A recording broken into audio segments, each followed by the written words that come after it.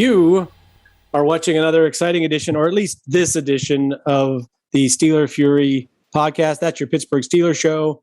I am your host, Wil Masisak, also known as Bradshaw to Ben, also known as, trying to remember what the other one was, Bradshaw to Ben. Oh, Accidental Zen on Twitter. That would be the other thing. And I'm here to convene the meeting of the minds on your Pittsburgh Steelers, NFL, and a few other football things thrown in for good measure. And with me, as always, to do that are three of the best cohorts that money isn't able to buy. You know, they have integrity. It's just, maybe it's just not enough money. I have been tried to buy them. First, from somewhere in Pittsburgh, Suburban Zone 22, I think this is SteelPerch is with us. How are you, sir? Yeah, there's not a booster with a big enough blank check to keep me away from you guys. I knew that was coming. I like to try to set you up, put it on a platter for you. Also with us from the sort of greater Indianapolis area, the co-host, one of the many hosts, the co-hosts of ESPN's The Extra Point, that airs. Yep, 10:30 Eastern, 7:30 Pacific time, KLAA radio. Yes, out in Los Angeles. There you go, awesome. And then with us, last but definitely not least, it's the voice of God himself. His name is Dom, goes by FC. He's with us. How are you? I have no integrity. Meaning you could be bought? Very, very cheaply. Yeah. Nickel bag, excuse me.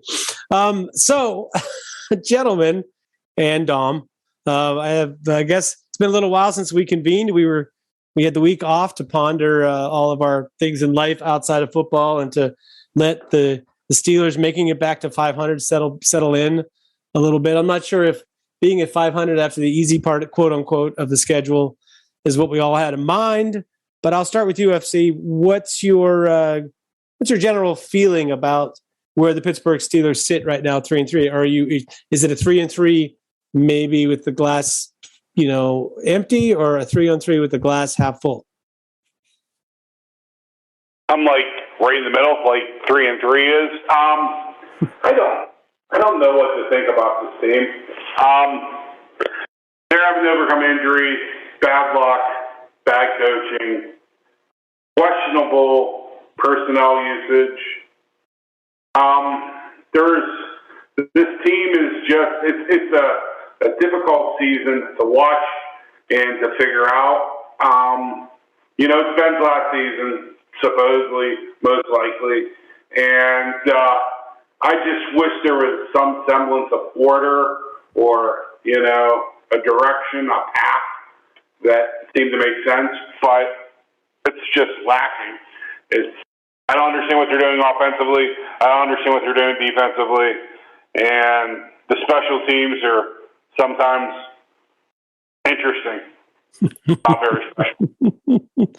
That's a pretty succinct description. By the way, Perch, I don't know if you saw Ben's video that came out yesterday or today. He's been doing this sort of, has his friend making little documentaries about this and that. But he did actually say in that if this is my last year, I don't know if it is, but if this is my last year, blah, blah, blah.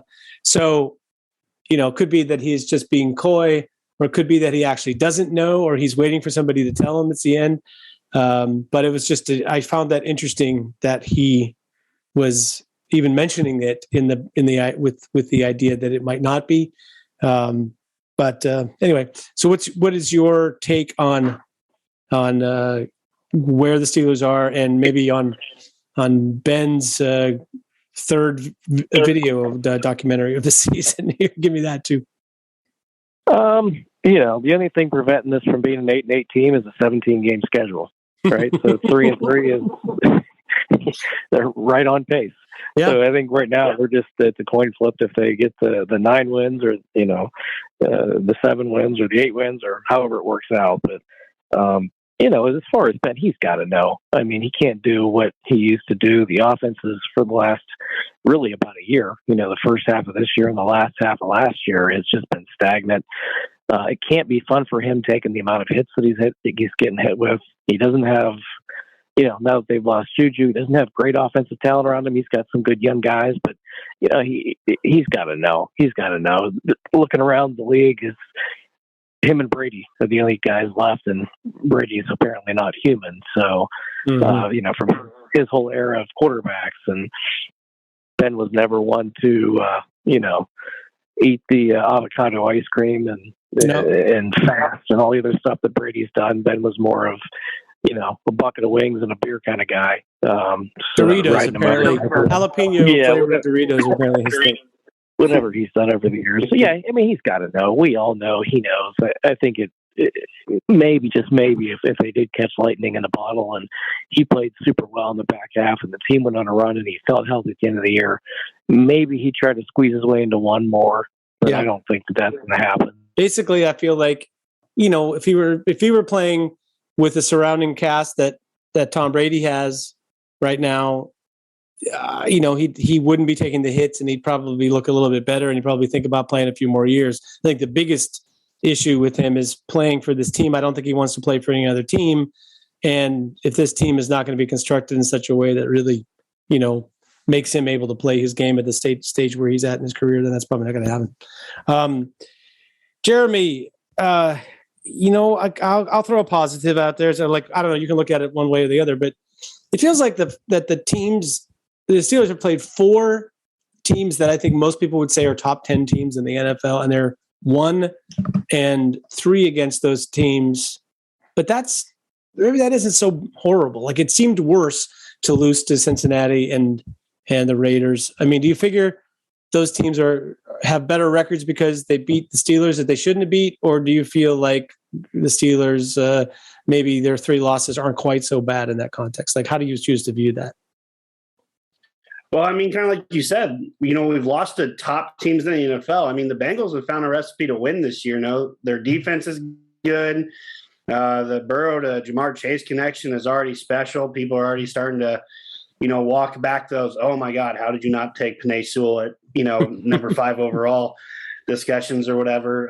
Las Vegas, they've played pretty well. I don't think they've played any world-beating teams, but they've found a way to win. Green Bay, playing tonight, is tied up the last time I saw. So those are 3 really good teams. We played with them for a long time. We just didn't pull out the win, and that's the mark of good football teams, is they do find a way to win. So we have found a way to do that, these last 2 weeks coming into the bye. So, I mean, I remain optimistic going into the rest of the year. Yeah, I feel like it's it could go any of the 3 directions. It could go bad, and it could go, they could, somehow, like you said, catch fire, or it could be that they'll teeter on the edge of 9-8 or 8-9, and we're just going to feel like we won't know what the answer is going to be till week 17, right? So I'll start with you, Jeremy, going back the other way around. The other big news of the Steelers this week is that I'll give you your choice. Mike Tomlin rumors to go to college that he shut down rather efficiently, or Mel Gordon apparently wanting a trade. Take whichever one you like and make the most of it. Which one do I want? I'll go with Mike Tomlin. I'll go with the whole Mike Tomlin. I'm going to leave my cushy-ass job with the Pittsburgh Steelers to go recruit 24/7, 365 days a year, 15 and 16-year-olds who want to be on TikTok all the time. Well, actually, he's got a big kid like that in Pittsburgh. His name is Juju Smith-Schuster. But that's not the point, guys. There is no way Mike is ever going to take a job like that. Pittsburgh has shown no indication that they are going to let Mike Tomlin go. 3 coaches since 1969. What a joke.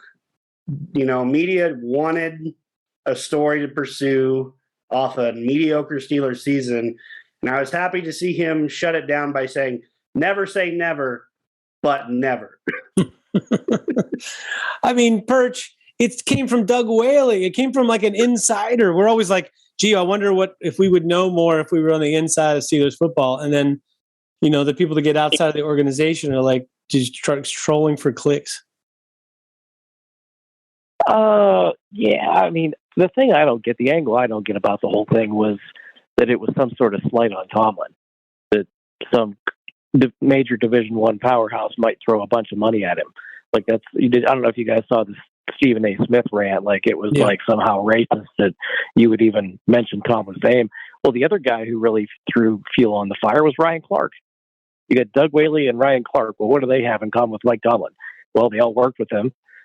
So it's not like any of them came from a point of malice saying, boy, Tomlin sucks, he should go to USC. It was like, hey, Mike Tomlin's really good and Ben's going to retire, and boy, he's already won some Super Bowls. Maybe he wants to go try and chase the college game. It's just talking head bullshit, really. Yeah. I don't know why anybody takes it serious, for one, or for two, finds any sort of offense in it. It's just stupid. I thought that, I mean, the names that he mentioned happened to be, other than Bill Belichick, the only other coaches that have longer tenure in the NFL than him. So, I mean, I feel like it was more, he was talking about it more from the standpoint of, I'm a really experienced NFL coach with a lot of success. Why would I go and do that? I think that was his point, rather than race being a thing. But it's still, I mean, the world was a little different maybe 30 or 40 years ago, where, like somebody might have been able to talk an NFL coach into that was on the sort of the second half of their career or whatever, and say, hey, it's a lot easier here and it's Southern California. Come out and hang out, and a lot less pressure at USC than you'd have with Pittsburgh, blah blah blah. So I mean, maybe there was a time where that wasn't quite such a weird thing to suggest might happen. But don't forget, this is the same media and fan base that were all gaga about the possibility of Mike Tomlin getting traded to Washington's franchise like an off season ago, right? So who knows? FC, we didn't seem to talk about Mel Gordon, so I'll give you the first shot at that. What do you make of this situation?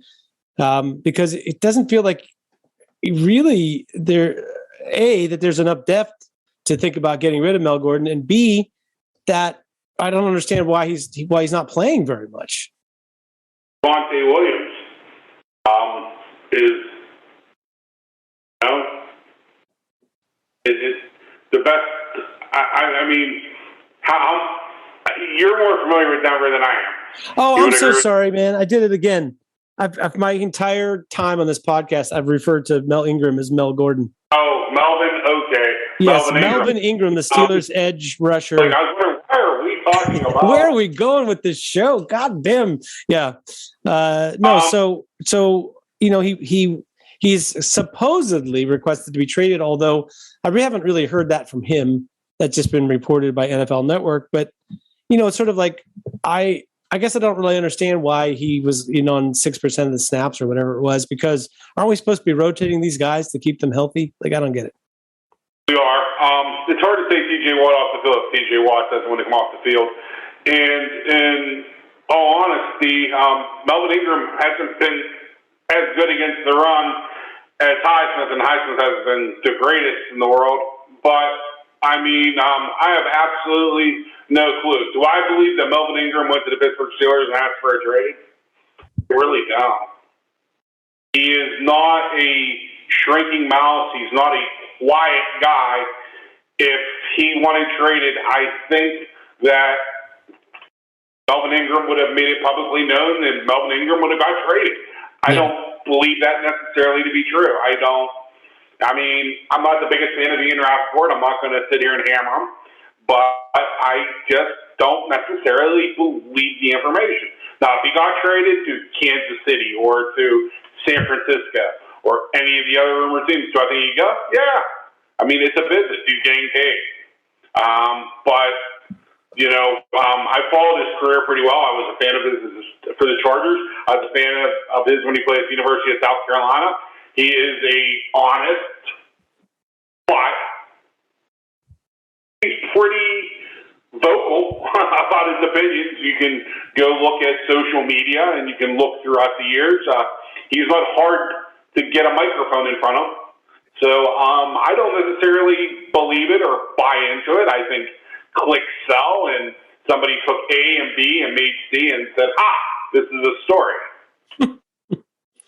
Yeah, I mean, Perch, I think this is one of those deals where the agent, puts the word out there just to drum up a little bit of talk about his man so that whenever it comes time for him to get a deal next year, it's like, well, it's just about them not playing him as many snaps as was expected, but he's still a really good player that we're going to ask for a lot of money next spring.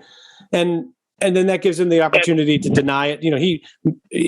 Ingram himself can deny it, and they both come off getting what they wanted out of it. Is it something like that?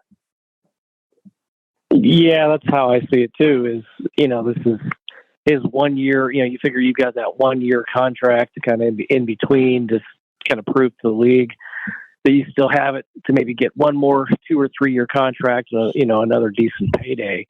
And you come to the Steelers, who, sets up perfect for an outside edge rusher to put up a bunch of stats.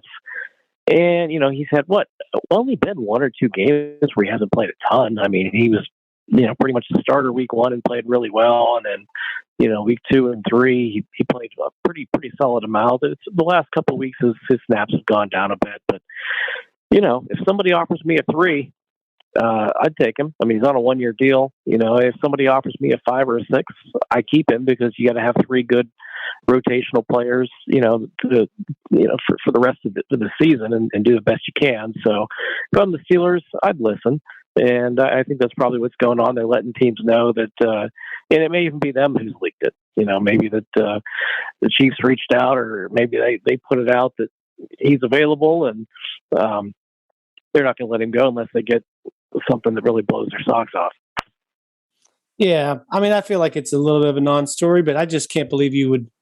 I mean, unless you're absolutely dead certain you are not going to make the playoffs, it really feels like, you're not going to want to give up depth at a position that's so important. That feels harsh to me. I mean, I guess the only scenario I even think about it is if you're trading him someplace where you might be able to get a player back at either nose tackle or offensive line, or something that you felt like you could really use the upgrade, especially if it's a younger player that you think you might be able to keep for a couple of years. But I don't see anybody trading either Mel Ingram or Mel Gordon for that. So let's talk a little bit about this week's matchup. You may have heard the Steelers are coming back off the bye to play the Cleveland Browns, and there's nothing going on with the Browns that's related to anything injuries wise, as you guys know. I'll start with you, Jeremy. I'm just sort of thinking this is the grudge match of the NFL season coming up here. I think the way that Cleveland reacted to winning those last 2 games of the year last year, and the way the Steelers reacted to it, and then the way that the whole thing is sort of swirled out of control to either praise the Browns or denigrate the Steelers based on all of that. I just feel like this is really mounting to something that's going to be a pretty big battle. How do you see this week's matchup with Cleveland shaping up? Well, I mean, I don't think it's going to be pretty. I think we've kind of resigned ourselves to the fact that, Pittsburgh's probably not going to play a very, perfect game at any point this year, just because of our youth, injuries on the defensive line. I think it'll be a hard-fought game. It'll be really interesting to see how well Baker Mayfield plays if he does play. He's got the bum left shoulder. He takes one more bad hit, he might not be out there, and we play Case Keenum the rest of the way. There's multiple Browns that are injured this week that are projected to possibly not play. Denzel Ward has not practiced this week. Jadeveon Clowney has not practiced this week. Tack McKinley did not practice today. So a lot will be said about who practices on Friday and who's available for this game. Cleveland could still be very injured, but I do expect them to run the ball a ton. And Odell Beckham is injured but practicing. Is that what the deal is with him? Yeah, he's got logged 2 light practices Wednesday and Thursday. Yep. Yeah, I mean, Perch, yes, the Steelers are not really capable. We until proven otherwise, we're gonna hold that line that the Steelers are not going to go out there and play a pretty game. But at least it feels like doesn't seem like a good chance that they're going to come out and not be ready to play this game. Would you be surprised if you saw that? Yeah, I think emotionally, but boy, it seems like that they've got a lot to play for because of how last season ended. But just from recent memory, I guess they've done pretty well after their bye week, but there's been too many times where they came out a little bit flat afterwards. So we'll see. I mean, this is a young team, especially on the offensive side, that we kind of figured would need to get to that bye week to do some self-scouting to kind of fix some things. So the hope is that maybe they have. As I've said every podcast all year, I just don't think they've got the bullets in the gun to really fix the offense in a meaningful way. A few things here and there, some tweaks, some players growing and, settling into their roles. But I just don't think that there's going to flip a switch and all of a sudden start putting up 30 a week. Yeah, but FC, this thing about the injuries for the Browns, it just feels like this thing with Baker Mayfield that he's not going to get better without surgery because he has a fully torn labrum, and like the case for holding his shoulder in is just not, the capsule's not solid. And apparently he also has a fracture in there somewhere. So, I mean, it's not going to get better, but it just feels like I don't know. Does it feel like it can get worse, or is it just painful? Oh, it can get worse. And I actually hope that Baker Mayfield plays. I know that he has a stronger arm than Case Keenum. Case Keenum has a bit of it. I know that Baker Mayfield supposedly exudes it, but I fear Case Keenum more than I fear, Baker Mayfield this week. My big contention coming into this week is actually Steelers defensively. I really don't want to see any nickel or dime. Three defensive linemen, the Steelers allow 2.8 yards per carry. Steelers have three defensive linemen on the field. Teams average, let me repeat that, 2.8 yards per carry. Thank you, Phil Steele. Somebody spent $70 and bought me Phil Steele's complete statistics. So nice. I found some interesting things. It's ridiculous how terrible the Steelers' run defense is with the two defensive linemen and ridiculous packages that they have on the field. Yeah.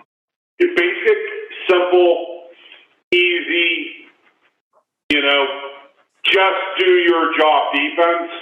Steelers are pretty good at it. Yeah. And as simplified as we've made our offense, I actually wish we would kind of simplify our defense. I know we're going to have no step into it back this week, but, the Steelers going into Cleveland, the Steelers are going to have to win a physical matchup because that's what Cleveland's going to have to do. They're going to have to bully and beat up the Pittsburgh Steelers.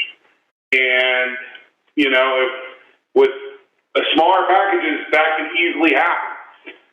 Cleveland loves to run their two tight end, two wide receiver package. And that the Steelers cannot answer with a nickel defense at all. The Steelers have to stay in base defense with three bigs on the field and TJ Watt and the two inside backers. And I'm going to quickly say this. I think that Devin Bush is getting a little bit now too much of a raw deal. When you watch the All-22, did Joe Schobert fell off a cliff. I don't know when it happened, but he's not the same player that I remember even last year with Jacksonville.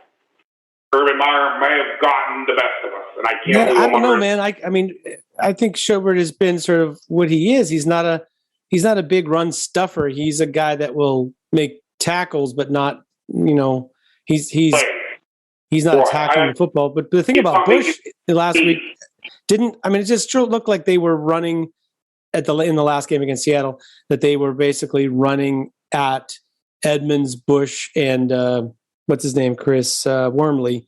That was the problem, is that they found this soft spot in the front, and then the guys behind the front couldn't get through that traffic to make plays, and that was just a big wash. It was the nickel. If you go back to 2 games ago, they got a big lead, and they played some man coverage, and the other team threw the ball over our heads and got back in the game. So how did we come out in the third quarter? They came 2 deep safeties and a nickel package, and Seattle ran the ball right down our throat. It's hard for two defensive linemen who are getting double teamed and shoved on skates down the field to do much. I mean, I have a hard time blaming Wormley for the circumstances he was put in. It was just, the maddening thing was the Steelers see what Seattle's doing. They don't adjust and say, hey, they're going to cram it down our throat. We better put three linemen back on the field or bring a safety back in the box. They just got shoved around because they had two D linemen against five offensive linemen. Yeah, I mean, I get the strategy because, it's unlikely that a team is going to put up a lot of points, even running the football well. It's just at some point, it just doesn't produce those same kind of points it does if you let them throw, especially if you risk having them throw it over your head because you're trying to stop both the run and the pass all the time. So I get that part of it, but yeah, it was an ugly look for sure.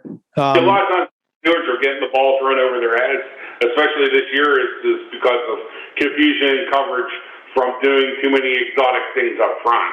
Mm-hmm. And they lose track of coverage. They've gotten so fancy and so cute that they're not confusing the offense; they're just confusing their teammates and the defense itself. Sure, we're far too creative now. So, Jeremy, I had this idea: what would stop a team like the Steelers from playing almost like a bare front against Cleveland? Wouldn't you want Cleveland to prove to you that they can really beat you down the field throwing the football with, filling the A gaps against them and getting after it? Because it kind of feels like, they're even more so than the Steelers, that the Browns really want to run the football on early downs. And they seem to have a lot of success with that, and all the rest of their offense is built off of that. So would it not make sense to try to take that away from them, or at least, make it really tempting to do something other than that? Yeah, I think a lot of it goes into, if we shut down the run, are they going to pass the ball on us? I don't really see that being a thing. Like OBJ, he's not the same player he used to be 4 or 5 years ago. He's lost his step. He's not, the special player we knew that he was back in New York. Donovan Peoples-Jones is out this week. That's a guy that they've sent deep. Jarvis Landry is quick as a cat, but he's not beating you deep. He's slow when it comes to long-term speed. So they don't really have the weapons to threaten deep. So it would make sense to load the box. You say the old bear front. That'd be a nice little wrinkle, potentially just getting those big defensive linemen out there. But just in general, I'd be playing a lot of people in the box this week and making Baker Mayfield or Case Keenum beat us over the top. Yeah. Perch, what would if you're the defensive coordinator for the Steelers, how do you had a couple extra days in the bye week to prepare for this, and you had this game circled on the calendar for 6 months. So, what do you think they'll come out and try to do? What would you do? Yeah, it's all about stopping the run, and it's a lot of that, the zone blocking scheme, and Cleveland's got deep backfield, but Peoples-Jones might be out this week. Landry, he is what he is. He's more of a possession guy. Beckham, I think, is shit. But they got Anthony Schwartz, who, if you do start playing too much up in the box and they bring him on the field, that's a guy who could burn you deep. So you mean Dwight Stone? I'm sorry. Really did you say Dwight Stone? That's baby. What's that, FC? Hey. He's FCC fat. Anthony Schwartz from Auburn, can he run? But yeah. That's problems with ball security and finishing plays. Just being a wide receiver. You only got to catch one deep one, though, to blow the game open. That's true. Go ahead. A high-scoring game in any sort of way. But, yeah, that's really – it's got to be winning that physical battle at the line. It's got to be getting them to third and long. Stop them on first. If we can hold them down on first down and second down and put them in throwing situations on third, and they're going to have some issues. I think Treader missed practice today, and he – I think he got downgraded as the week's gone on, and they've got some issues on their line. They've got a lot of injuries across, really on both sides of the ball. So, if we can get them on third and long and obvious passing situations, the Steelers have enough pass rush to force the big play and the turnover and the sack, fumble, whatever, to try and get points. Cleveland's defense has done pretty well this year. I mean, they've got 3 games where they gave up 14 or fewer points.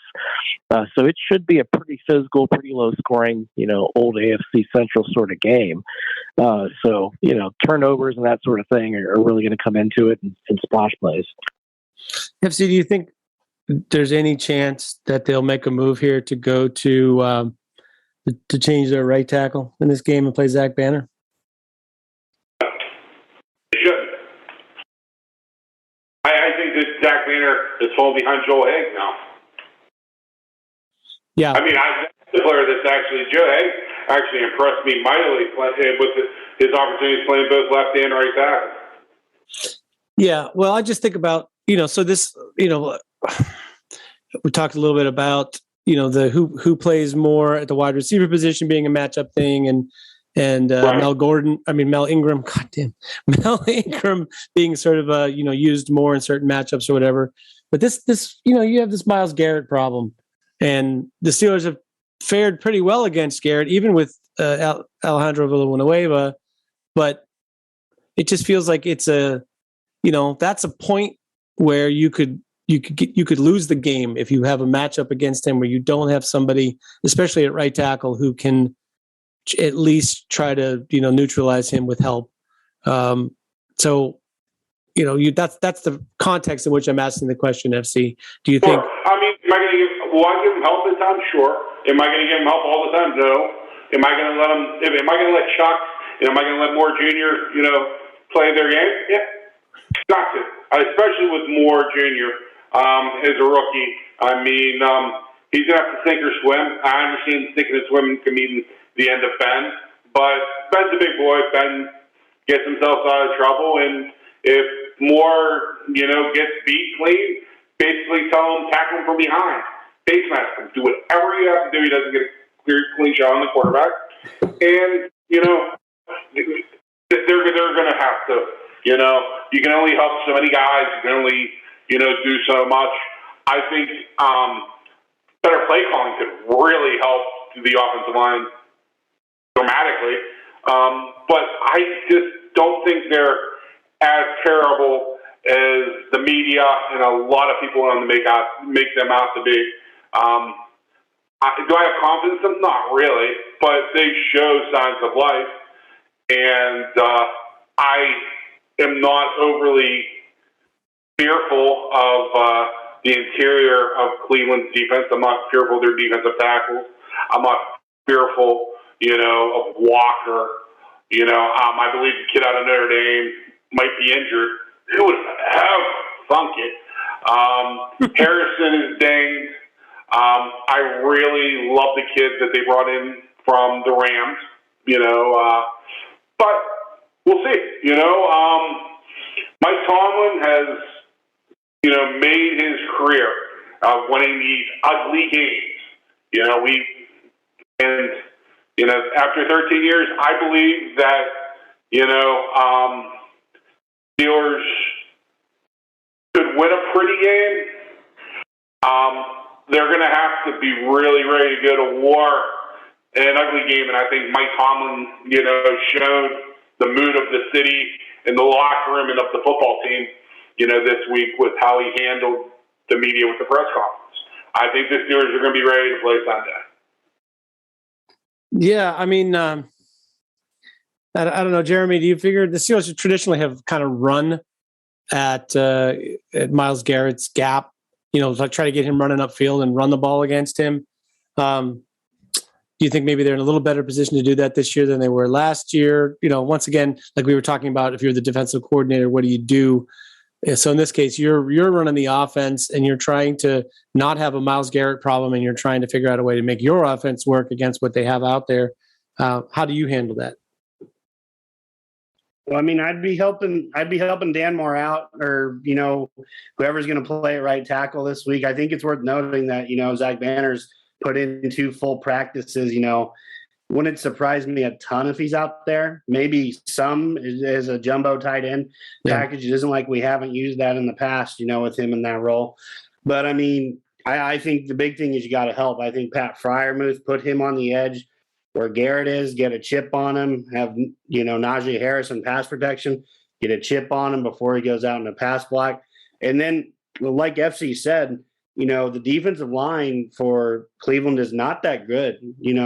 They've played well, but they're not overly talented. I think we might be able to run the ball up the middle, God forbid, on Cleveland every now and then. So I'd be focused on taking it to them so we can try to build some momentum on offense and sustain long drives, so we don't have the defense out there trying to play 12 plays every time, giving up runs if we're going to play nickel with 2 down defensive linemen. Like you said, they've been gashing us on that. So, yeah, Perch, how do you weigh in on this? I don't really have anything different to add than what we already have. It's, that's just what it is. Well, I have something to add, which is maybe people haven't realized this, and maybe because they're so far apart in age that it didn't happen that way. But Dan Moore was teammates with Myles Garrett, right, at Texas A&M. I'm wondering if at some point they might have seen each other a little bit in practice, like enough to get a heads up. Call me crazy, but maybe that helps. You never know. Like if a guy's a big bad wolf and you've never faced him and you have no idea what it's about, I think it would be not quite as good as it might be if you have at least seen him and you're like, okay, this guy's really, really good. I played against him in practice, and it turns out that he's elevated his game and all that stuff. But anyway, so that's my note. FC, anything else you want to talk about the matchup that we haven't covered? No, I mean, it's. I think the Perch at best, AFC Central slobber knocker. A slobber knocker, excellent. We might have some hard nosed blue collar football, an old time football. We have all those things. I don't think we're going to have the frozen tundra, but otherwise, I think we're pretty good. Well, we'll come back and we'll pick the results of this game and try to give you an idea of what we think is going to happen more specifically later on. But first, it's time for our illustrious pick segment brought to us by Eagles, Bill Bonds. I wasn't even going to talk about that Perry dude or Dean Blandino. But I'm going to let Jeremy plug his fine show once again. Yep. You can catch us on KLAA Radio out in Los Angeles, 10:30 Eastern, 7:30 Pacific on 8:30 a.m. And by the way, I would like to take a second to announce, I mentioned it during the bye week, but in case you didn't catch it, this show, for the very first time last week, became part of the iHeart network. So we are now officially appearing as an iHeart podcast. So I'm not sure if that helps or not, but I know it sounds good. It sounds pretty good. And I know the checks have been rolling in. So no, or maybe not. So let's, as we've been doing, let's talk a little bit about some college football. Perch, I'm going to start with you. I don't want to hear it. Where you going? I watched almost the entire game, and I watched for sure the whole fourth quarter and all 9 overtimes of Penn State and Illinois. And for a little while, I was like, when they got to the 2-pointers, I was like, I'm kind of hoping that nobody made anything. But I felt like that game was in someone's hands with an easy shot to end the game about 15 times in the last 15 minutes. I guess before we even pick a game, I'm just going to ask you, what was your reaction watching that thing? You understand how cursed I am watching football on Saturdays and Sundays with the offensive ineptitude. Even my local high school team here has a great defense, and their offense is shit. And so I go from Friday night to Saturday to Sunday watching a very good defense carry and struggling offense. It's just I'm so grumpy by the time we do the podcast in the middle of the week. I swear, it's just, how could you go against a bad team like that and not be able? And how many handoffs did you see? Yeah, we're just going to run the ball up the middle because we don't trust our quarterback to throw the ball for 2 fucking yards. Yeah. Oh, it was just brutal. And, to go 9 overtimes, and what did I think they each scored once until the last, in the last time. It was like little runs in or whatever. And, and then you had a backup quarterback beat you on a pass. It was just, and we're going to have to, we'll talk about it, I'm sure, Penn State, Ohio State this week. I think the spread in that one's 18.5. I got 12.5 right now. I got 12.5 right now. The latest. Who's your bookie? Because I'd take that. Like I said, I've said all year, Penn State's defense is as good as anybody anywhere in the country. I think they have, if not the best secondary in the country, top 2 or 3. I mean, they're outstanding on the back end. That'll be some good matchups in that game. I have no faith in Penn State's offense. The same thing I say about the Steelers' offense every week. No confidence at all. Yeah. Jeremy, how about you? How do you feel about this Ohio State Penn State game? And did you see any of the Penn State Illinois 9 overtime fiasco? Yeah, as I was tailgating for the Ohio State beatdown of my Hoosiers, I did catch the end of that game. I hate the new overtime format. Boy, that is such like a cop out of football and overtime. If you ask me, let's just try a bunch of attempts from the 2-yard line. I hated that. That's the first time I've seen it this year. Did not like that format at all, but obviously very surprised Illinois won, but I expect Ohio State to put up points. I'm not sure about 12.5 though. That's a tough one not to take. I'd probably take Penn State to cover the 12.5. Yeah. I have a feeling last week is one of those, the 2 weeks in a row now they lost games that they didn't expect to lose, really. So I'm kind of thinking Ohio State. I think that's a sort of a tricky point spread there intended to get you to bet.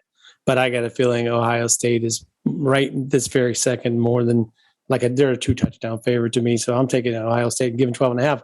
FC, did you happen to notice the first, right after Illinois' quarterback got hurt, the next immediate series that followed that, they threw incomplete, I think, out to the side or something it was like a fade pass or something to the corner. And in the middle of the screen is literally an Illinois wide receiver with no defender within about 15 yards of him in any direction. The quarterback just looked at him for a second and then just turned to the right and threw the ball the other way. It's like crazy.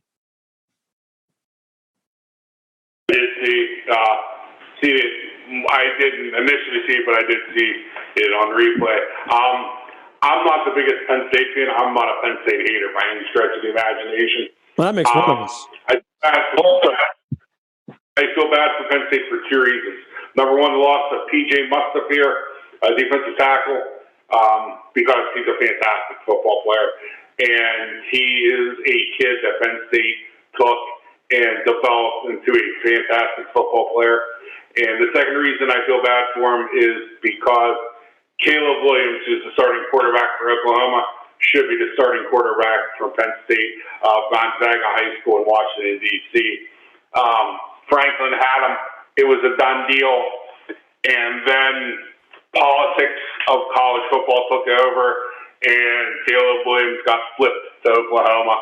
I think Caleb Williams should be playing at Penn State, and I think he probably would win 1, if not 2 Heisman trophies in the future, but that's a different story. Unfortunately, I'm going to take Ohio State. I'm going to lay the points. It's nothing against Penn State. It's not me being a dick. It's just P.J. Mustafir is a gargantuan loss to the Penn State defense. Yeah, it's funny. I keep hearing Caleb Williams is the next guy that the teams are gonna, suck for luck for him. Although I got a feeling that, when's the first draft that the Manning kid will be available? I guess 2025. So I get the feeling that's gonna teams are gonna get themselves lined up for that kid for sure. Let me put it this way: I understand Arch Manning has a lot of the publicity. You're going to struggle to find better than Caleb Williams, especially he's an 18-year-old kid that's just phenomenal. And I never was a fan of Spencer Rattler. If you go back to the early podcast, you'll hear me making fun of him because I knew that he was not the real deal. And I was told about Caleb Williams, and he should be at Penn State. I really, truly, honestly believe that. Yeah, that's a drag. Sorry, Perch. We're putting salt in the wound. It's even worse. Oh, I'm not. Hey, if we just had Kentucky's quarterback, we'd be undefeated right now. I mean, seriously, man, that's what I was going to say. Yeah, that's what I was going to say. Well, for my the other college game this week, I'm going to go a little bit off the board and surprise you somewhat. How about Virginia at BYU? Just because it's sort of an intersectional matchup we don't usually get, and both teams are pretty good this year. BYU is a 1.5 point favorite at home. I'll start with you, FC. What do you make of this game? You seen any of these teams this year? I'm a Virginia fan. I love me some B.J. Armstrong. Armstrong, the quarterback, little ginger lefty from Virginia running around. He is like, I know this is not appropriate, but he's like a little retarded kid, running around, gets drilled, looks like he's dead, pops back up from the dead, completes a 65-yard pass. It's going to be a slot machine type of game. I think Virginia might have just a little bit too much for BYU. So I will take UVA by a field goal, which has them covering. Nice. How about you, Jeremy? I like Virginia. I was a fan of Brennan Armstrong. I was actually still on staff at IU as a recruiting intern when they tried to recruit him, but ended up not offering him a scholarship. But, I mean, he's passing the ball all over the field this year for Virginia. I mean, that is an explosive offense. I like Virginia. How about you, Perch? Yeah, I think I'm kind of on that same Virginia bandwagon. I think they're the better team, but the thing about college football is that home field advantage means a lot. And what's the spread on this one? 2.5 BYU. 1.5 BYU, giving 1.5. 1.5. All right, we got different lines here. I still think Virginia's probably going to win that game by 4 or 5 points. So I'm going to go Virginia.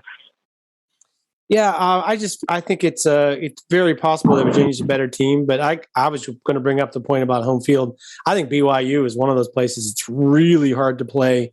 Not only is the crowd crazy, you're at altitude. It's a little different there, and they get a real big scenario, especially when it's late. It's a night game. I don't know how they're doing it because I felt like BYU lost a lot of good players off of last year's team, but here we are. They're still pretty good, so I'll take BYU to win narrowly. Well, one more thing on this game before we get off of it.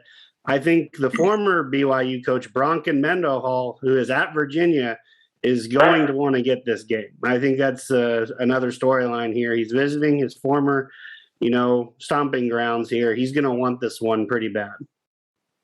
Yeah, I'm sorry, in FC, what were you saying? Magic underwear. Oh yes, magic underwear. Yes, absolutely. That's the thing you got to account for when you're out there. And if you believe it, maybe it works. That's the way. Hey, plus all their players are 25 years old. They're on their second contract in the NFL. Exactly. Did Kenny Pickett go off on a mission? Ouch. 6-year quarterback. Yeah. By the way, just speaking of college prospects, here's a quick question for everybody that maybe I only find interesting, but I'll start with you, Perch. If you see a quarterback who, like in year 5 or 6, especially if he's been starting for 4 or 5 years, does that impress you that they're polished, or do you think to yourself, what took them so long to get to this point? Like, which would you rather have coming in if you're going to draft a prospect who's 23 or 24 years old? Would you rather have a guy that just played 1 or 2 years and suddenly looks good, or somebody who's played for 4 and finally looks good now? I don't know. Have you ever gone to a kindergarten playground and played basketball? I mean, that's kind of what it's like, isn't it? You go out there and you might be an old fat guy, but you could dominate, right? Doesn't mean you're a good basketball player. But when I see a quarterback who's had 5 years of pretty average production come out for his 6th year, and all of a sudden he's one of the best in the country, what the hell? You've been at it for 6 years. You're playing against 18-year-olds who just left their mom's house for the first time and trying to figure out how to microwave a Pop-Tart, and you're a full-grown man.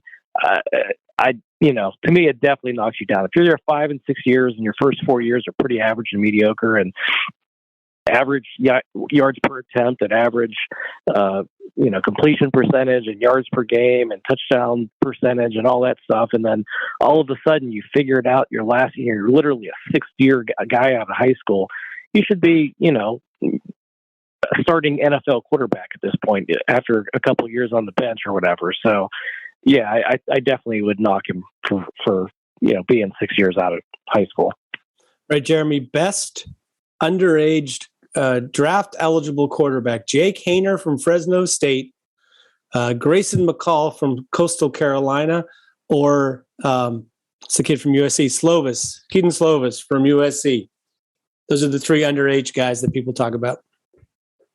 That's tough because I'm a big fan of Slovis and Haener, but I'll have to go with Haener right now. I just think he's got a better overall game. I think he's got a little bit of a stronger arm.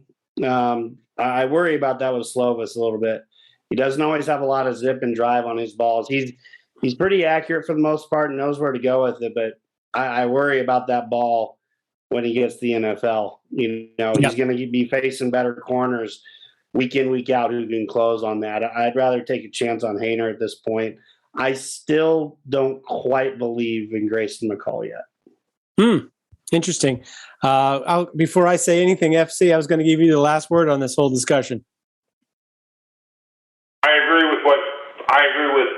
with Jeremy about Haener. I agree with what Perch had to say. The only thing I will say on each issue is I agree with Perch, but every once in a while you'll run into a college coach that's a fucking idiot like Lloyd Carr who decides Drew Henson is the man and fuck Tom Brady, and this cuts the cord on Tom Brady at Michigan to go to Drew Henson, who's the man. And I think the best underage quarterback might be the kid from Georgia that's out with an injury, but that's what I have to say about that. But he's not draft eligible, is he? You're talking about Emory? Yeah. No. Yeah, he's 3 years out. Yeah, I was limiting it to those 3 guys because they're all draft eligible. Right. I'll let the cat out of the bag. I really like Grayson McCall, and I'll tell you why. It's really more than anything, I feel that his decision making is the quickest and best out of anybody that I've seen in this draft class. And to me, that's a really key factor for the NFL that's overlooked a lot with prospects. He's the anti-Justin Fields in terms of, processing and holding the ball.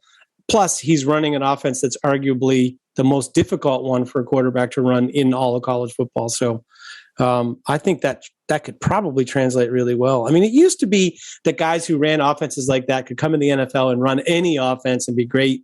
I think, back to the days of like Roger Staubach, who kind of made that maneuver. But at any rate, and he's young and his arm isn't terrible. He's not, Slovis is like late career Peyton Manning arm.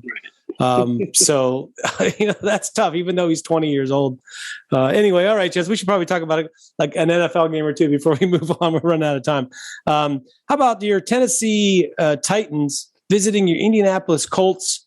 I'll start with you, Jeremy. What's your take on this game? By the way, the Colts are a 2.5-point favorite at home. Yeah, this is very interesting because, Tennessee's hot right now. Colts are trending in the right direction. They've won their last 2 games by running the ball. I think the Titans actually have the edge here, though. I think they have just a little bit more explosive offense. Derrick Henry's tough to tackle. But really, the Tennessee defense is is starting to really come on. They're starting to get a lot of pressure with Bud Dupree, who's healthy for them now, another former Steeler, and Harold Landry, Jeff Simmons. Those guys are making it tough up front. I just think they've got a little bit more of an edge in this game. I'll take the Titans. How about you, Perch? I just want to talk about Derrick Henry. Every once in a while, a guy just catches your eye as being a generational player in the prime of his career. And man, do I appreciate watching that guy play football. Holy piss. Yeah. I mean, you look at, Earl Campbell, you think about what Bettis did for a guy who just took the ball 25 times a game between the tackles and took the pounding over and over, but he never had that sort of breakaway speed that Henry has. And just, he's such a unique back, and you could kind of look at him right now and say, I could put that guy in any era of football against anybody who's ever carried the football before, and he's up there with the best of them ever. So the last few weeks that I've watched him play, it's just like, man, just really appreciate what that guy can do. I think both of these teams are flawed. Both of them are hot right now. The Colts look like they're trying to claw their way back in. I think the Titans just have a little bit more, and just like I said, with Henry, I think they could just run the ball on anybody. Even if you hold him down for the first half, by the time the second half comes, nobody slows that guy down much in the second half. So I think the Titans are a little bit better team. They've got some good passing weapons as well. I think the Titans win and cover. How about you, FC? Luke Taylor Luan is a big deal, but A.J. Brown and Julio Jones both getting close to being healthy. I don't trust bounce it to me.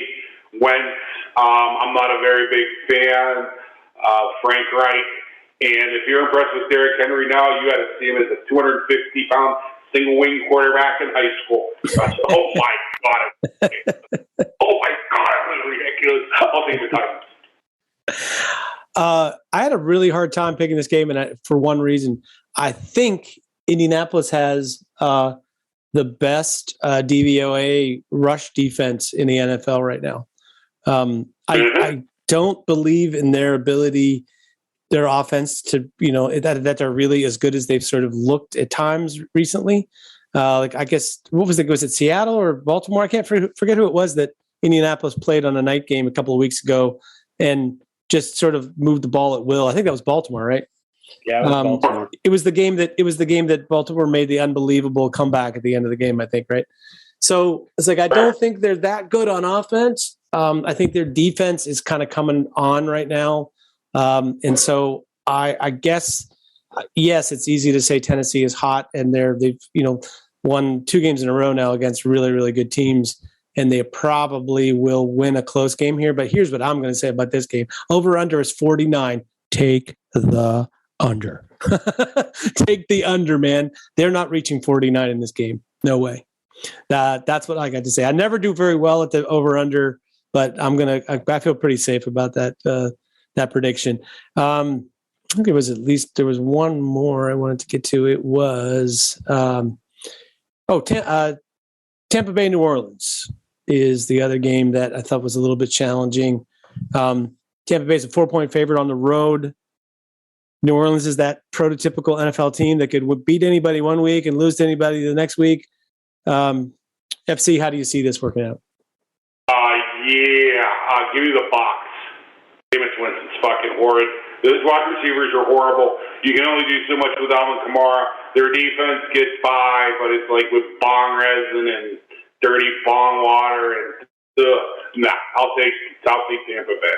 Hey, I would not like to throw all of the babies out with the bathwater at wide receiver in New Orleans, because I think Marcus Callaway is pretty good. But the rest of that crew is for sure. Perch, how about you? Well, last year Tampa got shellacked by the Saints big time. Antonio Brown's out indefinitely with a ankle sprain. But you're not going to, catch. These teams are one game apart, in the standings right now. You're not going to catch Brady off guard twice. I think Tampa wins that game by double digits. I'm going to say Tampa wins, covers. I'm not going to guess the over-under. I think it's going to be about 50 points in that game. I'm going to say Tampa, 30-20. Yeah, Jeremy, how about you? Yeah, this is an interesting game for a multitude of reasons. Jameis Winston's going against his old team as a starter for the first time. So I'm going to say the Saints lose. I think Tampa Bay wins this by pretty comfortably as well. I just don't see the Saints offense being able to do enough to keep up with Tampa Bay, even if they are down Antonio Brown. Guys like Jalen Darden were getting plays last week, looking pretty decent. It just seems like Tampa Bay just has pieces for pieces behind other pieces. They're not going to get slowed down this year. They're tracking in the right direction. So where the Saints where their defense is good, the offense just can't put up enough points to stay in this game, I don't think. Yeah, I wanted to originally pick New Orleans this week, but I kind of think Tampa Bay is whatever early season issues they were going to have are pretty much behind them now, and they still might hit a matchup where it doesn't work out for them, and it could even be this week.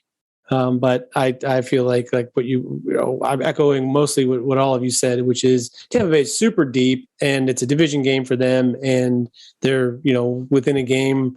They're going to take it pretty seriously, and I feel like Tampa Bay is going to run away, win this game.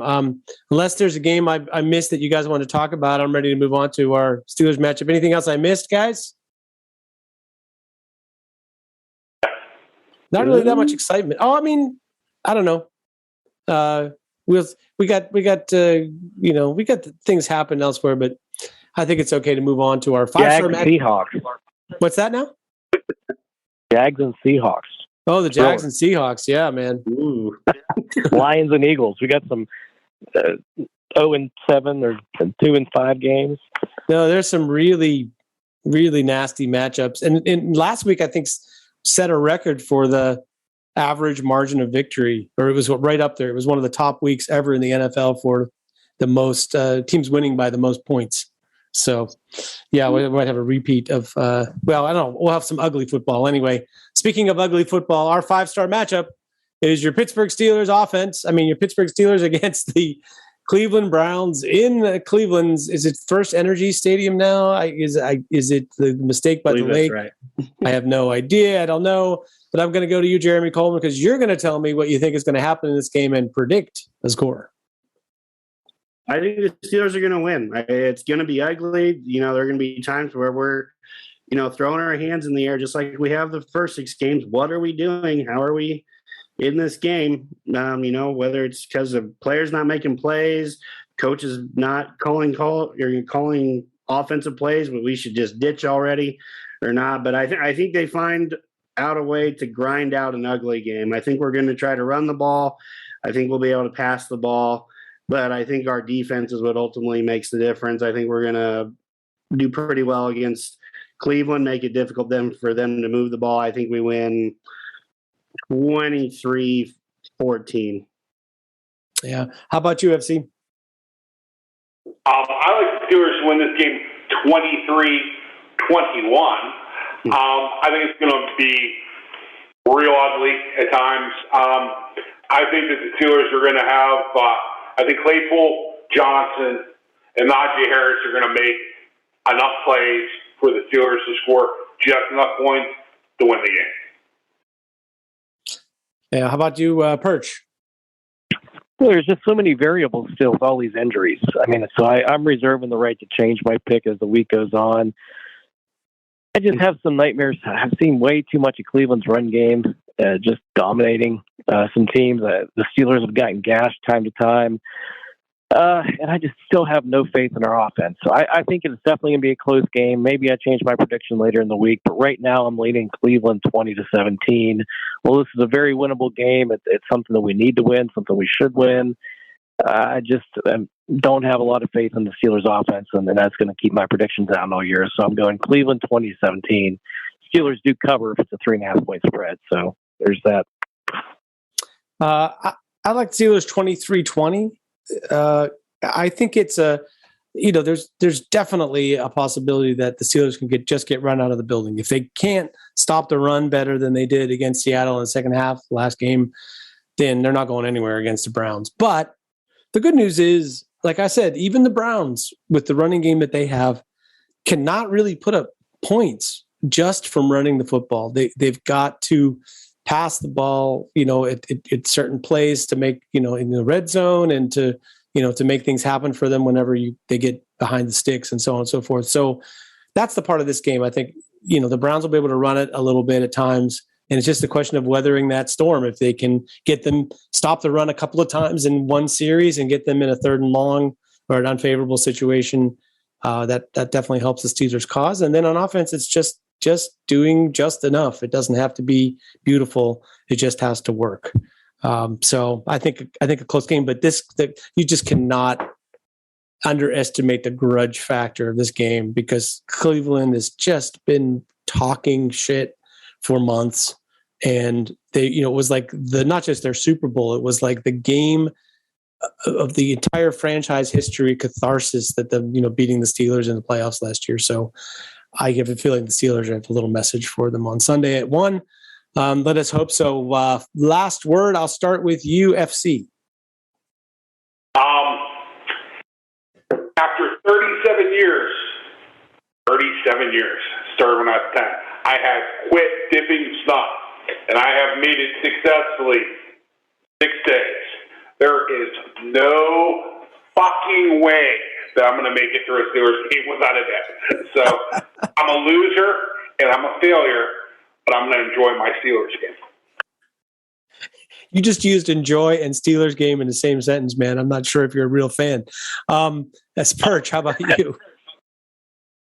Let's see. How many weeks has it been since I complained about the targeting rule in college football? Oh, my I guess God. I'll give Bad that last week, too. I'll give that 5. 14 days, sir.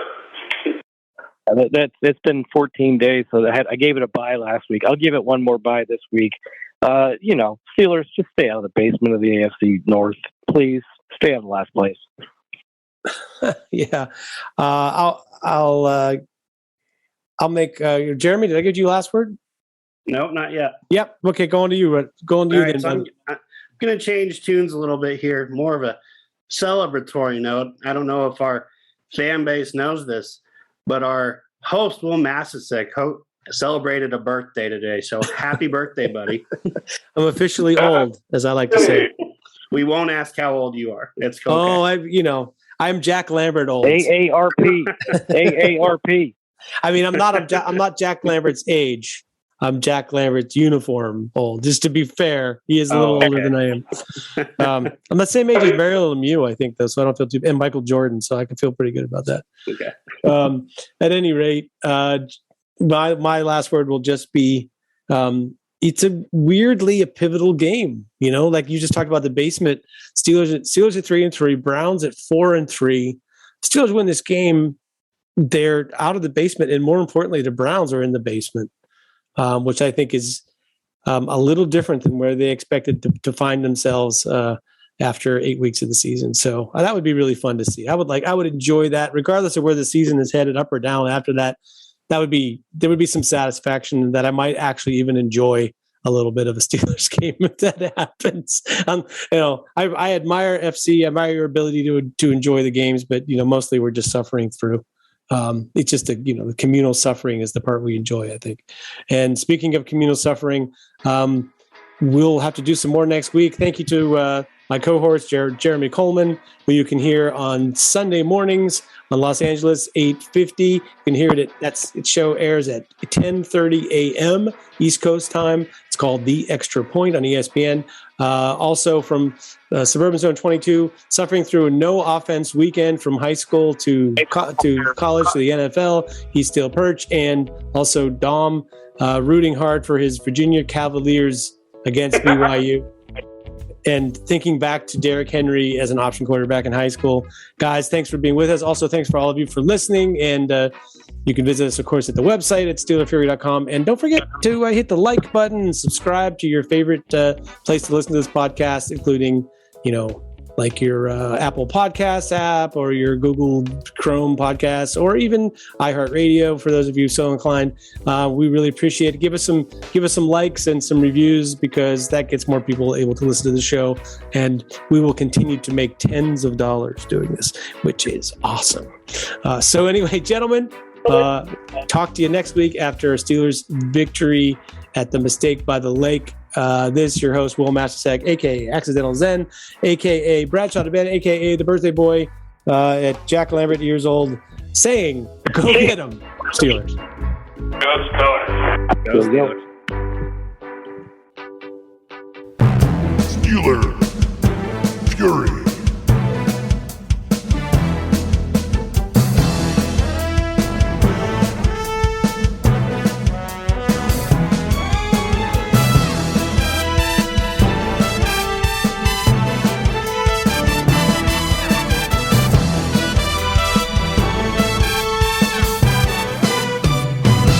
SteelPerch.com